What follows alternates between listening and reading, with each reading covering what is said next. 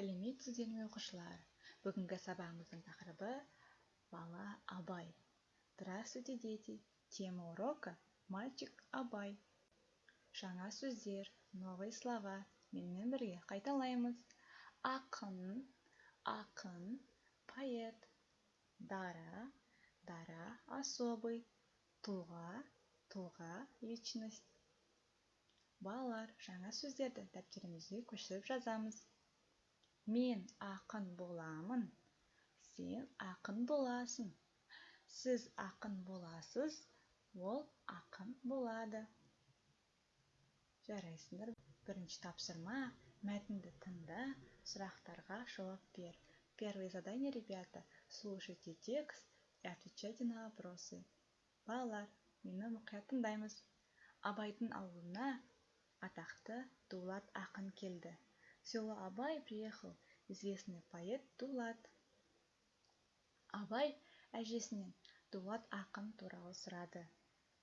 Абай спросил бабушкой про Дулат ақын. Дулат ақын Абайға бата берді. Поэт Дулат благословил Абая. Абайдың әжесі Зере өте мейірімді адам. Ол Дулат ақынды құрметтеді.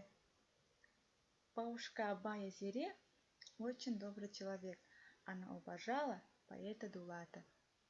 Балалар, енді осы мәтін бойынша берілген сұрақтарға жауап береміз. Ребята, теперь отвечаем на вопросы. Бірінші сұрақ. Первый вопрос. Абай әжесінен кім туралы сұрады? Абай әжесінен Дулат ақын туралы сұрады. Қонақтың аты кім? Ол не істеді? Қонақтың аты Дулат. Ол Абайға бата берді. Қонақ кімге бата берді? Қонақ Абайға бата берді. Балалар, мына суретте Абайдың әжесі Зере мен бала Абайдың суреті бейнеленген. Үшінші тапсырма.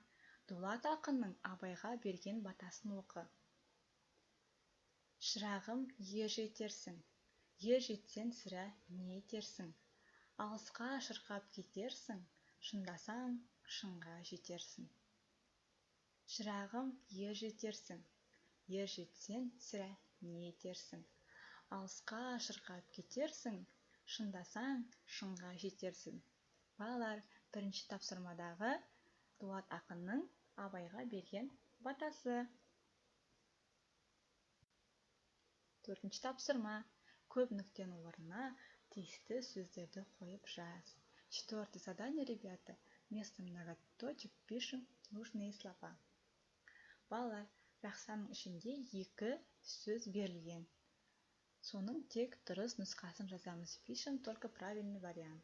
Например, мысалы, бірінші сөйлем, первое предложение. Абайдың ауылына Дулат әнші ақын келді. Дұрыс жауабы. Абайдың ауылына Дулат ақын келді. Дәл осылай қалғанын дәптерімізге көшіріп жазамыз.